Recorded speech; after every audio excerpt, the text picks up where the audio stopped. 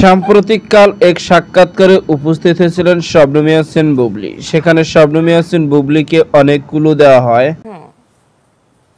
আচ্ছা, আমাদের ইন্ডাস্ট্রির তো ক্লু আমি কিন্তু শুরুতেই সেখানে শবনম বুবলীকে ক্লু দিয়ে বলে আগামী বাংলাদেশের সুপারস্টার, কিন্তু শবনম ইয়াসমিন বুবলী চেনে না। কিন্তু হুট করে পরবর্তীতে শবনম ইয়াসমিন বুবলী আমার ছেলে শেহজাদ খান বীর, আর সেই তো মহা খুশির সাথে বাবা লাভ ইউ সো মাচ।